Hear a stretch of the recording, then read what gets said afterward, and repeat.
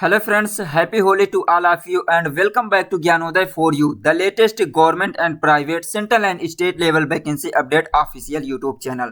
Gyanodaya for you channel परिवार की तरफ से आप सभी भारतवासी दोस्तों, छात्र छात्राओं, भाई बहनों, जूनियर एवं सीनियर सिटीजन को इस 2024 के खुशियों के रंगों से भरे रंगीन होली पर्व की हार्दिक शुभकामनाएं।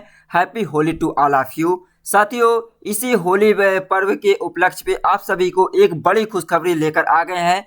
दोस्तों, आज हम आप सभी के लिए एक नई जॉब की अपडेट लेकर आ गए हैं जो कि नवोदय विद्यालय समिति द्वारा रिलीज की गई है। इसमें आपको वेरियस पोस्ट के लिए लगभग 1300 प्लस पोस्ट के लिए वैकेंसी आई हुई है। तो इस होली के रंग में आपको एक नए रंग चढ़ाने के लिए एक नई अपडेट लेकर आ गए हैं और आपको एक जॉब की गोल्डन अपॉर्चुनिटी मिलने वाली है। तो साथियों, आज के इस वीडियो में आप सभी को नवोदय विद्यालय समिति द्वारा रिलीज किए गए नॉन टीचिंग पोस्ट वैकेंसी की जानकारी देने वाले हैं। तो चलिए फ्रेंड्स, आपको कंप्लीट इंफॉर्मेशन इसमें देने वाले हैं कि कितने पोस्ट के लिए वैकेंसी रिलीज की गई है, कब से कब तक फॉर्म अप्लाई किया जाएगा और इसकी एलिजिबिलिटी क्राइटेरिया क्या है, कौन कौन से पोस्ट हैं और इसमें सैलरी कितना प्रोवाइड की जाएगी, सिलेक्शन प्रोसीजर क्या है, कैसे आपका इसमें सिलेक्शन होगा, एग्जाम पैटर्न क्या है, ये सब जानकारी इसमें मिलने वाली है। तो साथियों, यदि आप भी फॉर्म अप्लाई करना चाहते हैं तो प्लीज़ वीडियो को एंड तक जरूर देखना। और ये जो वैकेंसी है ये ऑल ओवर इंडिया की है। ऑल ओवर इंडिया के मेल और फीमेल यानी कि महिला और पुरुष दोनों छात्र छात्राएं इसमें फॉर्म अप्लाई कर सकते हैं और इसके लिए क्या है आगे की जानकारी देने वाले हैं। तो चलिए देखते हैं इसके ऑफिशियल नोटिफिकेशन से। तो देखिए फ्रेंड्स, ये जो है नवोदय विद्यालय समिति की ऑफिशियल वेबसाइट है, यहाँ पे देख सकते हैं ये दिया हुआ है। तो देखिए कौन से पोस्ट के लिए वैकेंसी रिलीज की गई है, यहाँ पे देख लेते हैं। ये देखिए इसका नोटिफिकेशन रिलीज किया गया है फ्रेंड्स। ये recruitment drive 2024 non teaching post के लिए है। तो जो रिक्रूटमेंट है, भर्ती प्रक्रिया है 2024 की नॉन टीचिंग पोस्ट के लिए। कौन कौन से पोस्ट के लिए यहाँ पे देखिए फ्रेंड्स दिया हुआ है। Recruitment of female staff nurse, assistant section है अफसर जिसे ASO कहते हैं, ऑडिट असिस्टेंट के लिए, legal assistant, junior translator officer के लिए, स्टेनोग्राफर, कंप्यूटर ऑपरेटर के लिए दिया हुआ है। और यहाँ पे देखिए कैटरिंग सुपरवाइजर के लिए, जूनियर सेक्रेटरीट असिस्टेंट के लिए दिया हुआ है, जूनियर सेक्रेटरीट असिस्टेंट ये JNV कैडर के लिए दिया, इलेक्ट्रीशियन कम प्लम्बर के लिए दिया है, लैब अटेंडेंट के लिए, mess helper and multitasking staff MTS के लिए दिया है, रीजनल ऑफिसर के लिए एंड ये दिया हुआ जवाहर नवोदय विद्यालय ऑफ नवोदय, ये दिया नवोदय विद्यालय समिति द्वारा रिलीज किया गया है वैकेंसी। तो यहाँ पे देखिए फ्रेंड्स, कौन इसका ये दिया कुछ नवोदय विद्यालय समिति के बारे में जानकारी दिया गया है कि नवोदय विद्यालय समिति henceforth mentioned एज NVS, इसी को शॉर्ट में क्या कहते हैं NVS, यानी कि Navodaya Vidyalaya Samiti is an autonomous organisation under the ministry of education, department of school education and literacy, government of India. तो भारत सरकार की ये जो है डिपार्टमेंट ऑफ स्कूल एजुकेशन यानी कि स्कूली शिक्षा और साहित्य से संबंधित विभाग की वैकेंसी है, मिनिस्ट्री ऑफ एजुकेशन, जो कि शिक्षा मंत्रालय के अंतर्गत आता है। और यह एक ऑटोनोमस ऑर्गेनाइजेशन है ये, यानी कि स्वायत्त जो होती है संस्था है। तो इसका अलग अलग हेडक्वार्टर भी दिया है। इसका ये दिया है, it has a headquarters office Noida Uttar Pradesh. तो इसका जो हेडक्वार्टर है उत्तर प्रदेश नोएडा में है। और इसके अलावा 8 रीजनल ऑफिस भी दिया हुआ है, जैसे कि भोपाल, चंडीगढ़, हैदराबाद, जयपुर, लखनऊ, पटना और पुणे, शिलोंग में भी दिया है। और दिया हुआ है 7 दिया हुआ है नेशनल लेवल की जो दिया है, जैसे अमृतसर के लिए, गोवा और नोएडा, पुरी दिया हुआ है। तो यह उदयपुर दिया है, यहाँ इसका दिया हुआ। और दिया है other more than 650 Jawahar Navodaya Vidyalaya function all over India expect in the state of Tamil Nadu. तो यहाँ पे 650 से अधिक जवाहर नवोदय विद्यालय भी है, यहाँ तक कि ये तमिलनाडु स्टेट में भी है। और दिया है JNV यानी कि जवाहरलाल नेहरू विद्यालय जो दिया हुआ है, इको ये दिया है educational fully resident school of the senior secondary level and located में दिया हुआ है मेनली रूरल एरिया। तो यहाँ पे देखिए इसकी ग्रामीण क्षेत्र में भी रेजिडेंट स्कूल है, यानी कि जिसमें एक प्रकार हॉस्टल टाइप का भी स्कूल है। तो ये दिया है NVS invites online application from Indian citizen for the recruitment of direct basis following post. तो देखिए यहाँ पे कौन कौन से पोस्ट है ऑलरेडी बता चुके हैं फ्रेंड्स यहाँ पे। तो देखिए यहाँ पे ये दिया है। अब वैकेंसी कितना पोस्ट है किसके लिए, तो इसमें देखिए टोटल जो वैकेंसी रिलीज की गई ओवरऑल आपको बताया जाए तो 1377 पोस्ट के लिए वैकेंसी है, यानी 1377 पोस्ट के लिए वैकेंसी है। अब इसमें अलग अलग डिवाइड किया गया कैटेगरी वाइज और यहाँ पे पोस्ट वाइज, जैसे कि फीमेल नर्स स्टाफ के लिए ये ग्रुप बी और ग्रुप सी की वैकेंसी रिलीज की गई। पोस्ट कोड यहाँ 1 दिया है। तो यहाँ देखिए अनरिजर्व के लिए 85 पोस्ट दिया हुआ है और यहाँ पे ईडब्ल्यूएस के लिए 12 पोस्ट, ओबीसी जो नॉन क्रीमी लेयर, एनसीएल का मतलब नॉन क्रीमी लेयर है 12 पोस्ट है, एसटी के लिए दिया है 10 पोस्ट और एससी के लिए यहाँ एससी के लिए 10 पोस्ट, एसटी के लिए 2 पोस्ट। तो इस प्रकार टोटल जो है फीमेल नर्स स्टाफ नर्स के लिए 121 पोस्ट है। वहीं पे देखिए पीडब्ल्यूडी कैंडिडेट यानी कि दिव्यांग कैंडिडेट जो है उनके लिए भी 4 पोस्ट यहाँ पे दिया हुआ है और अदर के लिए भी 1 पोस्ट दिया हुआ है। अदर में जैसे कि एक्स सर्विसमैन आते हैं और जो भी हैं। और देखिए यहाँ पे देखिए ग्रुप बी की जो असिस्टेंट सेक्शन अफसर के लिए भी टोटल 5 पोस्ट रिलीज किया गया है और यहाँ पे अलग post audit assistant group B के लिए पोस्ट कोड 3 दिया हुआ है, यहाँ पर भी टोटल 12 पोस्ट दिया हुआ है। और नेक्स्ट देखिए जूनियर ट्रांसलेटर ये दिया जूनियर ट्रांसलेशन अफसर ग्रुप बी के लिए पोस्ट कोड यहाँ पे दिया हुआ है, ये 4 दिया है। तो यहाँ पोस्ट कोड ध्यान रखना है क्योंकि आपको फॉर्म फिल करते समय इसे भी आपको फिल करने की ज़रूरत होगी। और देखिए legal assistant group B post के लिए दिया हुआ है 1 पोस्ट केवल दिया है लीगल असिस्टेंट के लिए। नेक्स्ट देखिए इसके बाद अब ग्रुप सी की आ गई है, स्टेनोग्राफर ग्रुप सी के लिए दिया हुआ है टोटल 23 पोस्ट दिया हुआ है। और कंप्यूटर ऑपरेटर ग्रुप सी की है, तो जो भी कंप्यूटर ऑपरेटर के लिए फॉर्म अप्लाई करना चाहते हैं उनके लिए 2 पोस्ट दिया हुआ है। और देखिए दिया हुआ है कैटरिंग है सुपरवाइजर। कैटरिंग क्या होता है फ्रेंड्स, जो जैसे कि ये कैटरिंग में खाना होने वाले कुक से रिलेटेड होते हैं उनके लिए टोटल 78 पोस्ट दिया हुआ है। और जूनियर सेक्रेटरिएट असिस्टेंट के लिए ग्रुप सी में जो दिया है इसके लिए ये दिया headquarter RO cadre post code 9, इसके लिए टोटल 21 पोस्ट दिया हुआ है। एक्स सर्विसमैन के लिए 2 पोस्ट दिया हुआ है यहाँ पे और फिजिकल कैंडिडेट के लिए भी 1 दिया हुआ है, यानी दिव्यांग के लिए फिजिकल डिसेबिलिटी कैंडिडेट के लिए दिया हुआ है। और junior secretary assistant group C के लिए ये जवाहरलाल नेहरू विद्यालय कैडर से दिया हुआ है 360 पोस्ट दिया हुआ है। जूनियर सेक्रेटरी के लिए सबसे ज़्यादा पोस्ट यहाँ देखने को मिल रहा है 360 पोस्ट। और यहाँ पर पीडब्ल्यूडी के लिए भी दिया हुआ है, ये देखिए दिया हुआ 12 पोस्ट दिया हुआ है दिव्यांग कैंडिडेट के लिए, अदर के लिए 3 पोस्ट है। और एक सर्विसमैन के लिए ये दिया हुआ है टोटल 36 पोस्ट दिया हुआ है। इलेक्ट्रीशियन कम प्लम्बर के लिए दिया हुआ है टोटल 128 पोस्ट दिया हुआ है। और lab attendant group C post के लिए 161 पोस्ट है। और वहीं पे देखिए दिया हुआ है मेस हेल्पर के लिए दिया हुआ है, मेस हेल्पर के लिए जो दिया है 442 पोस्ट दिया हुआ है। तो यहाँ पर बहुत ज़्यादा पोस्ट 442 है। और वहीं पे देखिए एमटीएस पोस्ट यानी मल्टीटास्किंग स्टाफ ग्रुप सी के लिए दिया हुआ है टोटल 19 पोस्ट। तो यहाँ पर और एक सर्विसमैन के लिए भी 2 पोस्ट दिया है। तो इस प्रकार कैंडिडेट जो भी फॉर्म अप्लाई करना चाहते हैं देख लीजिए यहाँ पे दिया है। अब नेक्स्ट देखिए दिया हुआ है यहाँ पे शॉर्ट फॉर्म दिया हुआ है जो कैंडिडेट जैसे फीमेल नर्स स्टाफ के लिए दिया हुआ है, फंक्शनल रिक्वायरमेंट दिया हुआ है जैसे SST और WMF RW दिया है। तो ये सब आप देख लीजिए फ्रेंड्स दिया हुआ है। नेक्स्ट देखिए अब देख लेते हैं इसके लिए एजुकेशन क्वालिफिकेशन क्या होना चाहिए। तो जैसे देखिए एलिजिबिलिटी क्राइटेरिया अलग अलग पोस्ट के लिए दिया हुआ है।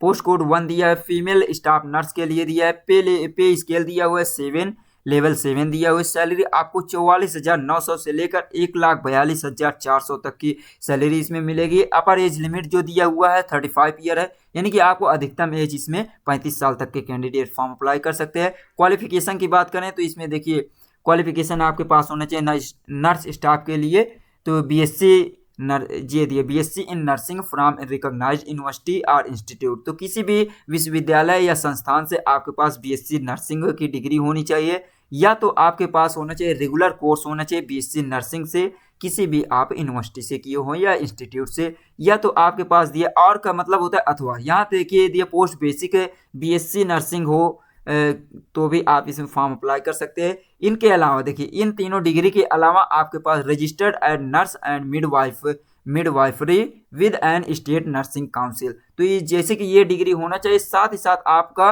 एक ये नर्स और मिडवाइफरी के रूप में रजिस्ट्रेशन होना चाहिए। और साथ ही साथ दिया 2.5 year experience in minimum 50 bedded hospital after acquiring above. तो आपके पास जो भी ये क्वालिफिकेशन प्राप्त होने के बाद कम से कम 2.5 साल, ये 2 साल 6 महीने का एक्सपीरियंस होना चाहिए। 50 बेड वाले हॉस्पिटल में आपका 2.5 साल का एक्सपीरियंस होना चाहिए। साथ ही साथ ये दिया desirable working knowledge of Hindi, regional language and English. तो आपको एक प्रकार से इसमें हिंदी का और जो आपके पास रीजनल लैंग्वेज है यानी लोकल लैंग्वेज है, जैसे कि आप अदर स्टेट जैसे कि आप कोलकाता वगैरह से है, कन्नड़ उन्ना बंगाली आपको आना चाहिए, लोकल लैंग्वेज आना चाहिए। साथ ही साथ हिंदी इंग्लिश का भी नॉलेज होना चाहिए। असिस्टेंट के लिए सेक्शन अफसर के लिए देखिए दिया हुआ है, इसमें भी सैलरी 35,400 दिया हुआ है स्टार्टिंग सैलरी। एज लिमिट दिया हुआ है 23 से लेकर 33 साल दिया हुआ है इन दोनों के बीच। और क्वालिफिकेशन इसमें क्या होना चाहिए, ये दिया असिस्टेंट सेक्शन अफसर के लिए आपके पास बैचलर डिग्री होनी चाहिए और साथ ही साथ 3 साल का एक्सपीरियंस होना चाहिए in administrative financial matter in central government autonomous organisation under the central government. तो इसमें किसी भी आपको गवर्नमेंट की जो वो होना चाहिए ऑर्गेनाइजेशन संस्था होनी चाहिए, तो उसमें आपके पास कम से कम 3 साल का एक्सपीरियंस होना चाहिए फाइनेंशियल मैटर में या एडमिनिस्ट्रेटिव यानी प्रशासनिक के मामले में। और देखिए एडिट असिस्टेंट के लिए सैलरी दिया है 35,400 दिया हुआ है और एज लिमिट दिया हुआ है 18 से 30 साल दिया हुआ है। क्वालिफिकेशन आपके पास इसमें ऑडिट के लिए दिया है, तो ये एक प्रकार के लेखा जो सहायक होते हैं उनके लिए इसमें आपके पास लेखा यानी अकाउंटेंट से रिलेटेड बीकॉम की डिग्री होनी चाहिए, बैचलर ऑफ कॉमर्स की डिग्री होनी चाहिए। और इसमें भी आपके पास 3 year experience of account work in government, semi government या ऑटोनोमस ऑर्गेनाइजेशन। तो किसी भी आपको गवर्नमेंट के संस्था हो या अर्ध सेमी गवर्नमेंट जैसे अर्ध गैर सरकारी होता है ये, तो आपको ऑटोनोमस ऑर्गेनाइजेशन में 3 साल का अकाउंट का एक्सपीरियंस होना चाहिए। और दिया direct recruitment will be acquired proficiency operating दिया हुआ PCS and pass such test in, ये दिया इन दिस रिगार्ड समिति में रिक्वायर्ड। तो इसमें आपको ट्रायल टेस्ट भी लिया जाएगा पर्सनल कंप्यूटर पर जैसे है। और देखिए जूनियर ट्रांसलेटर अफसर के लिए देखिए सैलरी 35,400 दिया हुआ है। एज लिमिट दिया हुआ है 32 साल दिया हुआ है यानी 32 ईयर दिया है। क्वालिफिकेशन देखिए क्या होनी चाहिए, इसमें जूनियर ट्रांसलेटर के लिए मास्टर डिग्री होनी चाहिए आपके पास है Hindi in English and Hindi as a compulsory object, ये दिए ओरिलेटिव, ये दिए कंपलसरी और subject as a medium of examination of degree level. तो इसमें आपके पास ये मास्टर डिग्री होनी चाहिए हिंदी और इंग्लिश कंपलसरी सब्जेक्ट के रूप में, या तो आपके पास मास्टर डिग्री होनी चाहिए in English with Hindi as a compulsory elective subject medium of examination degree, यानी कि आपको एक विशेष सब्जेक्ट के रूप में हिंदी और इंग्लिश से आपके पास पोस्ट ग्रेजुएशन या मास्टर डिग्री होनी चाहिए। तो ये दिया हुआ है, ये सभी में दिया हुआ मास्टर डिग्री होनी चाहिए हिंदी इंग्लिश से।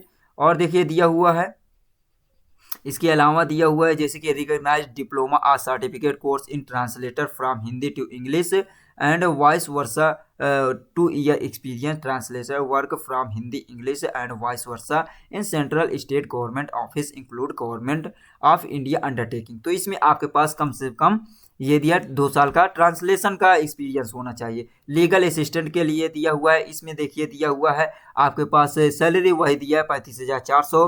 डिग्री होनी चाहिए degree in law from recognised university, आपके पास लॉ में डिग्री होनी चाहिए, लॉ का मतलब जिसे LLB किए होना चाहिए। 3 साल का एक्सपीरियंस होना चाहिए handling legal cases in the government department autonomous bodies या PSU। तो आपके पास 3 साल का एक्सपीरियंस होना चाहिए जो कि कानूनी जो केस होते हैं उसे हैंडल करने के लिए। और working knowledge of computer operator, computer operating करने का नॉलेज होना चाहिए, हिंदी इंग्लिश लैंग्वेज का भी नॉलेज होना चाहिए।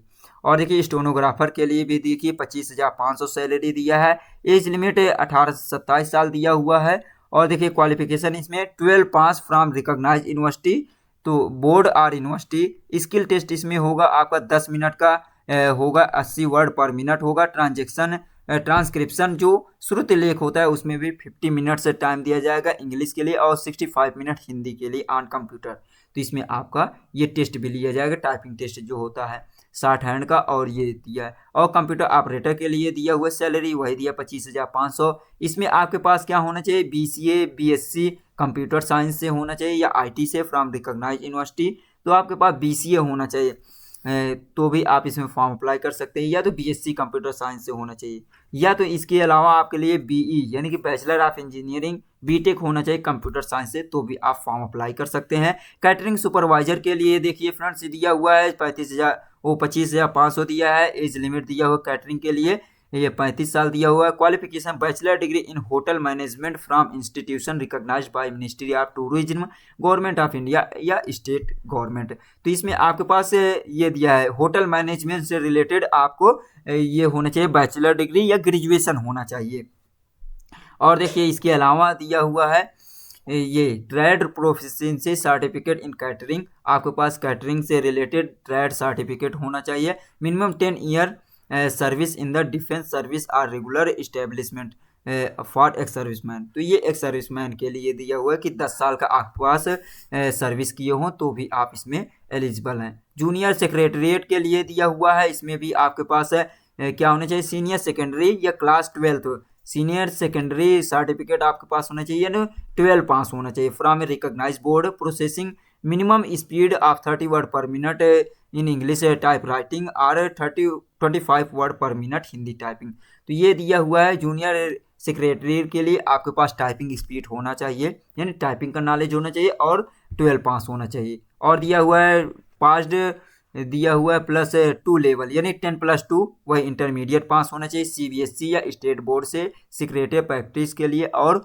दिया है ऑफिस मैनेजमेंट ओकेशनल सब्जेक्ट, तो ऑफिस मैनेजमेंट से आपके पास सब्जेक्ट से ये दिया हुआ है होना चाहिए, तो भी आप इसके लिए। और डिजायरेबल दिया हुआ है जैसे knowledge of computer operation and data entry require either the subject at 2 level दिया और through the 6 month diploma in computer from recognised institution और through the computer literacy certificate at school level. तो इसमें आपके पास यदि आपके पास डिप्लोमा सर्टिफिकेट है कंप्यूटर से रिलेटेड जैसे कोपा के है कंप्यूटर ऑपरेटर प्रोग्रामिंग से, तो 6 महीने का है तो भी आप इसके लिए फॉर्म अप्लाई कर सकते हैं। एक्सपीरियंस दिया है, experience in account administrative matter in government of autonomous organisation, experience भी होना चाहिए, लेकिन इसमें एक्सपीरियंस के बारे में बताया नहीं कितना होना चाहिए, लेकिन होना चाहिए थोड़ा बहुत। और देखिए दिया हुआ है जूनियर सेक्रेटरीट के लिए दिया हुआ है फंड्स, इसमें भी दिया हुआ 19,900 सैलरी है, 18 से 27 साल एज लिमिट दिया हुआ है। इसमें भी आप 12 पास होना चाहिए किसी भी बोर्ड से, और इसमें भी टाइपिंग स्पीड 30 वर्ड इंग्लिश और 25 वर्ड हिंदी में होना चाहिए। इसके अलावा भी दिया हुआ 12 पास होना चाहिए और सीबीएसई या किसी भी स्टेट बोर्ड से होना चाहिए, और बाकी सभी वही दिया हुआ है। जूनियर के लिए दिया हुआ है। और देखिए दिया हुआ है इलेक्ट्रीशियन कम प्लम्बर के लिए दिया क्वालिफिकेशन होना चाहिए 12 पास होना चाहिए, ये प्लम्बर के लिए दिया इलेक्ट्रीशियन कम प्लम्बर के लिए 12 पास होना चाहिए 10th पास होना चाहिए या हाई स्कूल, और आईटीआई किए होना चाहिए सर्टिफिकेट ट्रेड इलेक्ट्रीशियन या वायरमैन से रिलेटेड, यानी कि ट्रेड से आपके पास इलेक्ट्रीशियन या वायरमैन से आपके पास होना चाहिए आईटीआई सर्टिफिकेट। और दिया है at least 2 year experience in electrical installation wiring plumbing, तो प्लम्बिंग वायरिंग से रिलेटेड 2 साल का एक्सपीरियंस होना चाहिए। और दिया हुआ desirable 2 year experience in maintenance of electrical appliance या इलेक्ट्रिकल टूल वगैरह की आपको एक्सपीरियंस होना चाहिए, तो भी आपका चलेगा। और लैब असिस्टेंट के लिए दिया हुआ इसमें सैलरी दिया 18,000 से लेकर 56,900, और इसमें भी हाई स्कूल पास मांगा हुआ है, हाई स्कूल पास सर्टिफिकेट होना चाहिए, साथ ही साथ diploma in laboratory technique diploma होना चाहिए, या तो आपके पास 12 पास होना चाहिए साइंस सब्जेक्ट से। और देखिए ये दिया है, तो इसमें कुछ भी नहीं मांगा हुआ है। एसेंशियल ये दिया हुआ लैब अटेंडेंट के लिए केवल हाई स्कूल पास होना चाहिए और आपके पास डिप्लोमा होना चाहिए लेबोरेटरी टेक्निक से होना चाहिए, और या तो आप 12 पास हो साइंस सब्जेक्ट से, तो भी है। और मेस हेल्पर के लिए दिया हुआ है, इसमें भी देखिए दिया हुआ है सैलरी ये दिया हुआ है, एज लिमिट 18 से 30 साल दिया हुआ है। और मेट्रिकुलेशन में देखिए दिया हुआ है, इसमें हाई स्कूल पास होना चाहिए, 5 साल का एक्सपीरियंस होना चाहिए, जो भी दिया हुआ है जैसे मेस से रिलेटेड होना चाहिए, रेजिडेंटल ऑर्गेनाइजेशन या स्कूल से। और देखिए passing of skill test prescribe of NVS, तो नवोदय विद्यालय समिति द्वारा जो भी निर्धारित किया गया है स्किल टेस्ट उसको पास करना होगा। एमटीएस के लिए इसमें देखिए दिया हुआ क्लास 12 पास होना चाहिए, तो इसमें देखिए कुछ भी नहीं बताया। एमटीएस के लिए केवल हाई स्कूल पास होना चाहिए, फॉर्म अप्लाई कीजिए। तो सबसे बढ़िया इसमें एमटीएस के लिए, तो एमटीएस के लिए भी फॉर्म अप्लाई कर सकते हैं। इसमें कोई भी एक्सपीरियंस नहीं मांगा हुआ, एज लिमिट 18 से 30 साल दिया है, सैलरी भी 18,000 से स्टार्टिंग है। अब देखिए फ्रेंड्स, यहाँ पे दिया हुआ है age relaxation category wise, SC ST को 5 साल की छूट, OBC को दिया है 3 साल की छूट दिया हुआ है। For the post of mess helper के लिए इसमें भी दिया हुआ है, ये दिया हुआ है। तो ये सब देख सकते हैं फ्रेंड्स। अब आगे देख लेते हैं कि सिलेक्शन प्रोसीजर क्या है, मोड ऑफ सिलेक्शन प्रोसीजर। तो इसमें देखिए फ्रेंड्स, आपका अलग अलग होगा, कंपटीशन एग्जाम होगा, उसके बाद इंटरव्यू होगा। इंटरव्यू केवल एक पोस्ट के लिए होगा, बाकी सभी के लिए केवल इंटरव्यू वो एग्जाम होगा। और ट्रेड का टेस्ट लिया जाए, जिसमें ITI है उसमें आपका स्किल टेस्ट लिया जाएगा। बाकी सभी के लिए केवल कंपटीशन एग्जाम ही क्वालिफाई करना होगा।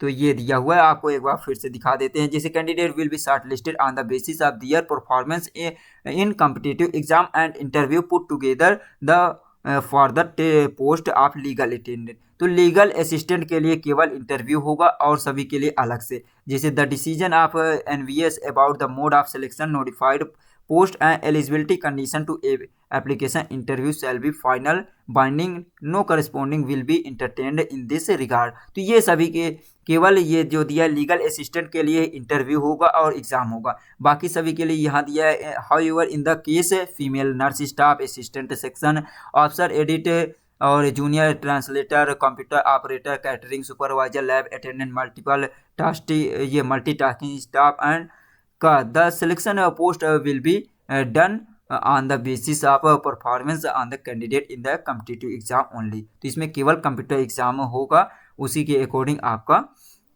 इसमें फाइनल मेरिट लिस्ट तैयार की जाएगी। और देखिए इसमें दिया हुआ है for the post of stenographer, junior secretariat attendant, electrician cum plumber और mess helper candidate short listed on the basis of computer exam will be called for trade skill test which will be qualifying in nature only and carries no weightage in the case a candidate fail to qualify trade skill test, their candidature would be rejected. Skill test, typing test, typewriting test for the post stenographer and JSA will be accessed on personal computer only. तो इसमें देखिए जो ये post दिया हुआ है, इसमें केवल आपका एग्जाम होगा, उसके बाद ट्रेड स्किल टेस्ट होगा। जैसे कि आप प्लम्बर से हैं तो प्लम्बर से रिलेटेड आपका ट्रेड टेस्ट होगा, उसमें क्वालिफाई करना होगा। वो केवल इसमें पासिंग मार्क आपको लाना है बस।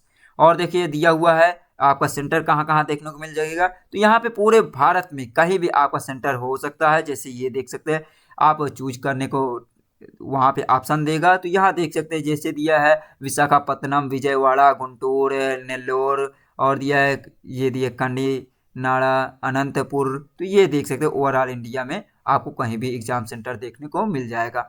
तो ये था फ्रेंड्स। अब देखिए अलग अलग दिया हुआ है एग्जाम पैटर्न क्या है, यहाँ पे देख सकते हैं। जैसे कि स्कीम ऑफ दिया हुआ नर्स स्टाफ के लिए दिया है टोटल कितने क्वेश्चन होंगे। रीजनिंग से 50 क्वेश्चन 15 क्वेश्चन, जनरल अवेयरनेस से 15 क्वेश्चन, करंट अफेयर से, और लीगल ये लैंग्वेज कॉन्टिपेंसी जैसे जनरल इंग्लिश, जनरल हिंदी से 10 मार्क्स होंगे। यहाँ दिया हुआ है टोटल 20 क्वेश्चन होंगे। तो इस प्रकार ये दिया है। और टोटल आपको नर्स स्टाफ के लिए कितने क्वेश्चन होंगे, ये टोटल दिया है 2 घंटा आधा वो दिया हुआ है, 2.5 घंटे का टाइम दिया जाएगा, यानी कि 2 घंटा 30 मिनट टाइम दिया जाएगा। टोटल यहाँ पे 120 क्वेश्चन होंगे 120 मार्क्स के। और वहीं पे देखिए दिया है असिस्टेंट टेक्नीशियन के लिए, दिए असिस्टेंट सेक्शन ऑफिसर के लिए टोटल ये दिया पार्ट ए से 15 क्वेश्चन। तो ये देख सकते हैं फ्रेंड्स अलग अलग पोस्ट के लिए है। और आपको बताते हैं कैसे आपको डाउनलोड करना है इसका नोटिफिकेशन, वहाँ से भी आप चेक कर पाएंगे। तो ये अलग अलग एग्जाम पैटर्न दिया हुआ है। अब सिलेक्शन प्रोसीजर क्या है, इसमें देखिए निगेटिव मार्किंग भी दिया हुआ है फ्रेंड्स। निगेटिव मार्किंग में 1/4 या 0.25 निगेटिव मार्किंग है। चार आंसर आपका गलत होगा तो 1 अंक सही वाले अंक से भी काट लिया जाएगा। ये दिया है 1/4 निगेटिव मार्किंग दिया हुआ। अलग अलग पोस्ट के लिए एग्जाम का सिलेबस भी दिया हुआ, पैटर्न दिया हुआ है, ये देखिए। तो फ्रेंड्स ये था, आप यहाँ पे देख लीजिए जिस भी उससे है। तो लास्ट में आपको बताते हैं कि फॉर्म कैसे अप्लाई करना है। और इसका ये देखिए दिया, फॉर्म अप्लाई करने के लिए ऑफिशियल वेबसाइट पे जाना होगा फ्रेंड्स, और किसी भी मोड में नहीं करना है। तो इसमें देखिए 3 स्टेप में फॉर्म अप्लाई करना है। पहले रजिस्ट्रेशन करना होगा, फिर एप्लीकेशन फॉर्म फिल करना होगा, उसके बाद पेमेंट करना होगा। पेमेंट करने के बाद आपका फाइनल सबमिशन सबमिट करेंगे।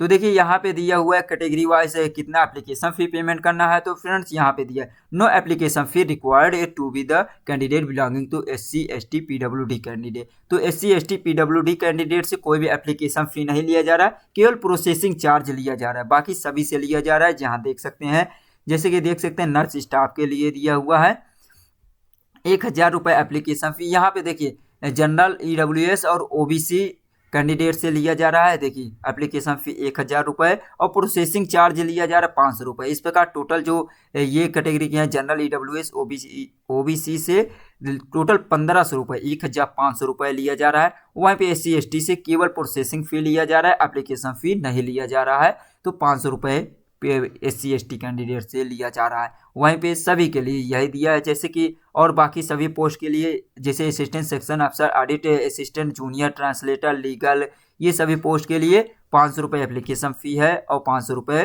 प्रोसेसिंग फीस है। तो इस प्रकार 1000 रुपये देना होगा जनरल कैंडिडेट और OBC कैंडिडेट EWS के लिए। और वहीं पे इसमें देखिए भी सभी केवल SC ST से 500 रुपये प्रोसेसिंग फ़ी लिया जा रहा है।